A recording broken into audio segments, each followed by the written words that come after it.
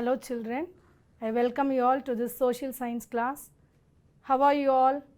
I hope you all are fine. Today we are going to learn Civics Unit 3, State Government. What we will learn from this lesson: to acquire knowledge about the structure of the state government, to understand the powers and functions of the governor, chief minister, ministers and speaker, and to know about the state legislature and to understand the functioning of the judicial system in the state. Before going into the lesson, I would like to tell about the constitution. What is a constitution? A constitution is a set of rules that guides how a country, state or other political organization works. The constitution may tell what the branches of the government are, what powers they have and how they work. It may also state the rights of citizens. Now we all know Dr. B.R. Ambedkar. He was the chairman of the drafting committee and he was also the father of Indian Constitution. The Constitution was drafted in 1949 and came into effect in 1950. So 26th January, we all know that Republic Day we used to celebrate every year. That is the remembrance of this event. And the members of the Constitution drafting committee, actually this drafting committee was headed by the Dr. B.R. Ambedkar with all the 7 members. Then now I am going into the lesson. First of all, I want to tell you what is a state government. What is a state government? It is a governing body of a state. And the Constitution of India has separate systems of administration for the union, the state and the local self-government. And the Constitution contains provisions of the governance of the union and the states. And according to the Constitution, children, article from 152 to 237 says like this: a uniform structure of the state government which is applicable for all the states. And now we are going to see the structure of the state government. The structure of the state government consists of 3 branches, namely the executive, the legislature, the judiciary. Now we are going to see the structure of the state government and what are the 3 branches: executive, legislature and judiciary. Under this executive, there are 3 levels: governor, chief minister, council of ministers. And next branch is legislature. We have 2 houses, upper house and lower house. So the legislative council is known as an upper house and the legislative assembly which is known as a lower house. And when you see the 3rd branch of the state government, judiciary. Below this judiciary you have different courts: high court, district courts and other courts. Now the 3 branches of the state government, I want you to tell the definition for executive, legislature and judiciary. Executive: a powerful person who is responsible for making things run smoothly. The 2nd branch is legislature, those who write laws, that is legislative council and legislative assembly. Then the last branch is judiciary, a system of courts of laws and the judges in the courts. Now we are going to see the executive. An executive is a branch of government that is responsible for the day-to-day management of the state. We have 3 levels. They are the people who are managing the state under the executive. So the executive, 3 levels are there: governor, chief minister, council of ministers. And now first we are going to see about the governor, the appointment of the governor. The governor is the constitutional head of the state. According to the constitution, children, the head of the state is the governor and he or she shall be appointed by the president. And the term of office is 5 years one for the governor. And also he or she can also be transferred from one state to another state by the president. And if they want to continue, they can get the permission and continue after 5 years also with the permission of the president. Okay, then the governor does not belong to the state where he is appointed. Actually, for example, a person from Tamil Nadu cannot become a governor in Tamil Nadu. The governor does not belong to the state where he is appointed. And the next the point is, according to article 158(3)(a), the same person is appointed as governor of 2 states. This is a thing, it's given in the article 158(3)(a). And the next topic which we are going to see, children, about the qualification of the governor. He should be a citizen of India. That is one of the very important qualification of the governor, and he must have completed 35 years of age. And the next point, he should not be a member of parliament or of any state assembly. Suppose if he is a member of parliament or of any state assembly, he should resign the post and then only he can become a governor of any of the state in India. Then he should not hold any other occupation, or he should not work anywhere, he should not hold any office. Next we are going to see the powers and functions of the governor. There are many powers given by the constitution to the governor: executive powers, legislative powers, judiciary power, and financial powers. Now we are going to see the executive powers. What are the powers are given to the governor? Now he appoints the chief minister of the state, and also he appoints the other members of the council ministers. Both the chief minister and the council ministers are appointed by the governor of the state, and also he appoints the chairman and members of the state public service commission.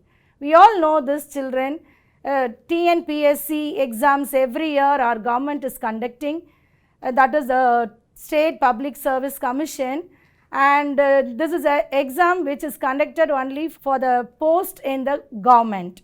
And for this commission, the governor is appointing the chairman and the members of the State Public Service Commission, and also he appoints the State Election Commissioner. All the states have election commissions. So for the State Election Commission, he appoints a commissioner for the State Election Commission. And the last one, he acts as a chancellor of universities in the state. That means in Tamil Nadu we have many states, example Madras University, Annamalai University, Anna Universities, and so many universities are there. But Madras University, which was established by the British, and not only in Madras, they established during the time of British rule, they established in Bombay and Calcutta also. 3 universities were established by them. And now the governor acts as a chancellor of Madras University. Now the next power is legislative powers. Right to summon and dissolve the state legislative assembly. That means he has the right to bring all the council members together to conduct any meetings, and also he has the power to dissolve the state legislative assembly. A second point is address the state legislature at the commencement of the first session of the general election. And also he sends the messages to the houses. There are 2 houses, upper house and lower house of the state legislature. Whichever bills are pending in the legislature will be informed to the 2 houses through the messages. Then every bill passed by the state legislature will become law only after the signature of the governor. That means the governor has to check, assess and verify all the bills whatever is going to sign, and after getting the sign only it will become a law. And the last point which I want to tell you about the legislative powers of the governor, he has to lay the annual report of the state finance. That means he has to present in the legislative assembly every year the annual reports of the State Finance Commission. The next one which we are going to see about the financial powers of the governor. Money bills. Money bills can be introduced to the legislative assembly only with the prior recommendation of the Council of Ministers and the Chief Minister. And the second power, he make advances out of the state contingency fund. Contingency fund means during the time of disaster or any urgent need of money by the state, the governor can make advances out of the state contingency fund that can be returned later. And he constitutes a finance commission after every 5 years to review the financial position of the panchayats and the municipalities. Actually, according to the order, the corporation level is there. Next to corporation level, you know that is the municipalities and then the panchayats. It's a panchayat, village panchayat or panchayat union. It's a last unit of the state. And then the next we are going to see about the annual budget. What is the power given for the governor in this annual budget? The duty to get ready with the prepared all the annual budget, and he has to present it before the state legislative assembly. If it is necessary, he has to submit the supplementary budget also. Next, the last power given to the governor, judicial powers. First point which I want to tell you is, appoints the Attorney General of the state. Attorney General means what? A senior legal advisor of the state government. He takes care of the state government. And the Attorney General, he is appointed by the governor. Then the second power is, makes appointment, postings and promotion of the district judges. For all the district courts, the judges are appointed only by the governor, and sometimes if they want to get any promotion, the promotion is also done only by the governor. They can become a Chief Justice of the High Court. The district judges, they can get the promotion and they can become a Chief Justice of the High Court.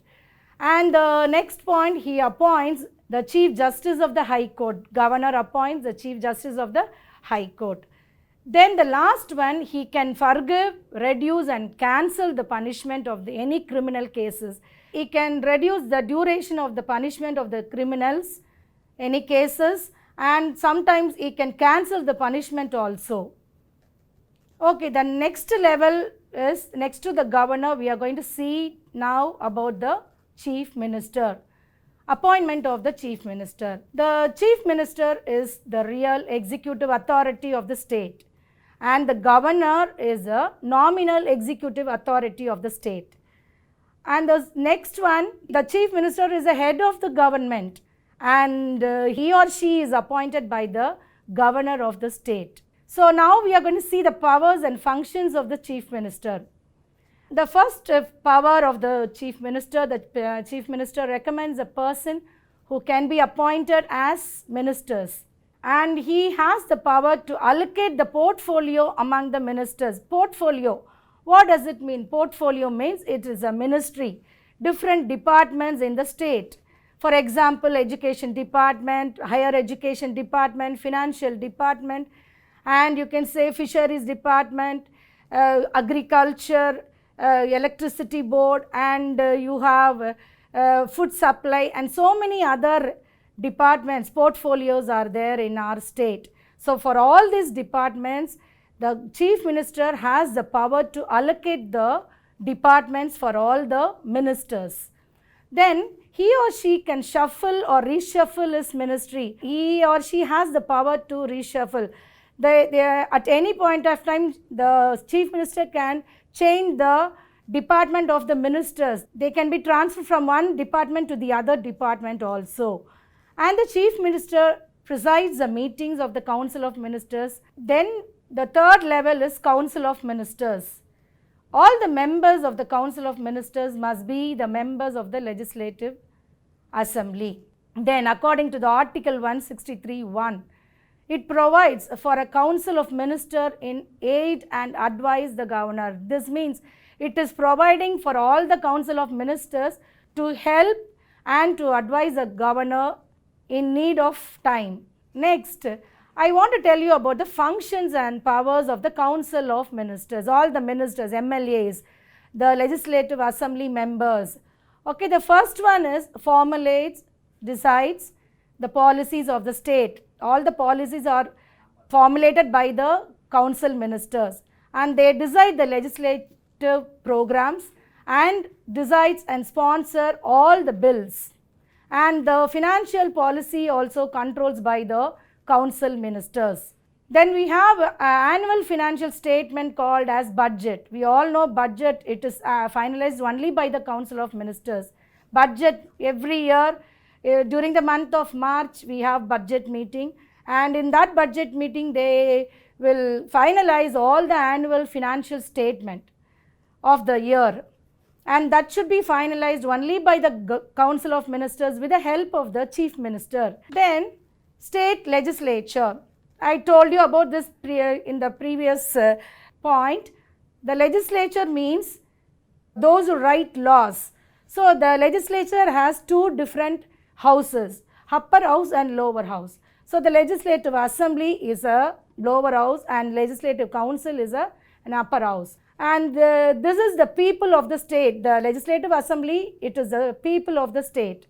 And the members of the legislative assembly, they are elected only by the people of the state. Secondly, I want to tell you about the legislative council.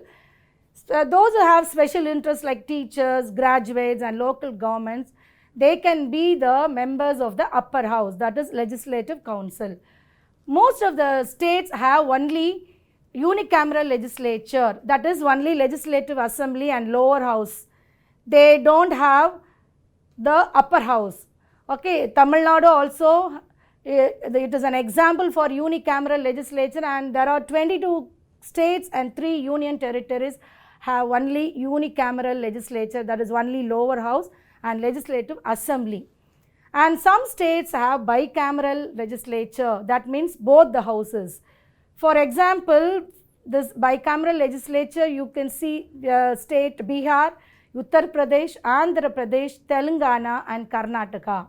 Then this is a picture of Tamil Nadu State Legislative Assembly. Children, you would have seen this building. You can see that it is in Chennai. It is located in Chennai. And the next point we are going to see about the Legislative Assembly. It is lower house. And it consists of members directly elected by the people on the basis of adult franchise. What does it mean, adult franchise? Adult franchise means it is a right to vote. This is one of the important right is given for all the citizens of India. When you reach 18 years, you can get the right to vote, and we can elect our representatives of the state as well as for the center. And the second one, the strength of the assembly varies from state to state according to the land area, the size of the state, the land area of the state. Third point which I want to tell you is the term of office of the legislative assembly is only 5 years. Then the maximum strength of the assembly must not exceed 500 and its minimum strength not be below 60. Now the maximum strength of the assembly members in Uttar Pradesh, 403 assembly members are there. That's a maximum strength in our country. And the minimum, there are 3 union territories are there, Goa, Mizoram. These 2 union territories have the legislative assembly members, 40 legislative assembly members are there. And when you talk about Puducherry, that is one of the least strength of the assembly members, that is only 33 members are there. These 3 are the union territories. And the next point we are going to see about the Tamil Nadu Legislative Assembly. The Legislative Assembly of Tamil Nadu consists of 235 members, out of which 234 members are directly elected by the people of the state and 1 member is nominated by the governor from the Anglo-Indian community. Then we are going to see the speaker. The 2 speakers, that is speaker and deputy speaker, are there in the legislative assembly. The legislative assembly members elects any 2 among them, any 2 members among the members of the legislative assembly. They are one person is a speaker, the other one is a deputy speaker. The speaker, what is the work of the speaker? The speaker does not vacate his office when the assembly is dissolved. Then the functions of the state legislature, both the lower house and the upper house. The state legislature can pass laws on all subjects. That is what I told you. Legislature means those who write laws. It can pass laws on all subjects. And every bill passes through 3 readings. Every bill should be checked and passes through 3 readings. And it controls the finances of the state. The legislature, state legislature controls the finances of the state. The lower house enjoys a greater power than the upper house in money matters. Most of the states, I told you 22 states and 3 union territories have lower house, and only 5 to 6 states have upper house. Then money bills can be, what money bills can be introduced only in the lower house or the assembly. Money bills means all the receipts and expenditures of the state. So it is introduced only in the lower house or the assembly, not in the upper house. And any new tax can be levied only with the permission and sanction of the assembly members, that is all the council of ministers and the chief minister. So all the new taxes should be sanctioned and permitted only by the council of ministers and the chief minister, then only it can be levied. And the next point which I am going to tell you about, judiciary of state, high court. And during the British rule, children, in 1862, there were 3 high courts set up at Calcutta, Bombay and Madras. Actually, the first high court was set up at Calcutta, and in that high court, chief justice and 3 judges were appointed by the British government. The first chief justice of the British government at Calcutta High Court, Sir Elijah Impey. And later on, the high courts were established at Bombay and at Madras also.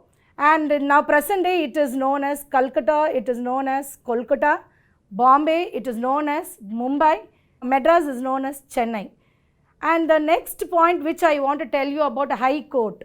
The high courts are the highest courts at state level, and below that only all the other courts like district courts, other courts, magistrate courts and other courts are standing in that level. 25 states in our country have their own high courts, and some of the states have common high court. And for example, for this, Punjab, Haryana and Union Territory of Chandigarh have a common court at Chandigarh. Why? Because when you see these 3 places on the map, India map, you can see all these 3 places are located very close to each other. So they have a common court at Chandigarh. Then, and the last point which I want to tell you is the Chennai High Court building. We all know it is one of the building built by the British during the time of 1862, and it was established on 15th August. And this is a building, second largest judicial complex building in the world. And the first largest building, judicial complex building in the world is London. Okay, so Chennai, we have to be very proud about this. Chennai High Court building is the second largest judicial complex in the world, and the first one is London High Court. This is a picture of High Court at Chennai, children. This many of you would have seen this building, High Court building, and it is located at Chennai, London High Court. This is the first largest judicial complex in the world. Chennai High Court is the second largest judicial complex in the world. Then the last one is judiciary. Below that you have district courts and other courts like municipal courts, magistrate courts. These are all the courts. Now in Tamil Nadu, 13 district municipal courts and 9 magistrate courts in Tamil Nadu. Example for the district courts: Ariyalur, Coimbatore, Erode and Kanchipuram. Children, with this we have come to the end of the lesson. I hope you would have understood and learned the lesson, the state government. And what I want to recall all the points whichever I taught you: the structure of the government and the 3 branches, the legislative, judiciary, executive, and below that what are the levels about governor, appointments of the governor, qualification of the governor, powers and functions of the governor. And the second level I taught you about the chief minister and the powers and functions of the chief minister. Then the third level, council of ministers, and I told you about the speaker also. Then the next that is lower house, upper house, legislative assembly and the legislative council. And the third branches, judiciary. Below judiciary, I have taught you about all the courts, high court and district courts or other courts. I think you all have understood this, and thank you children. We'll meet you in the next class.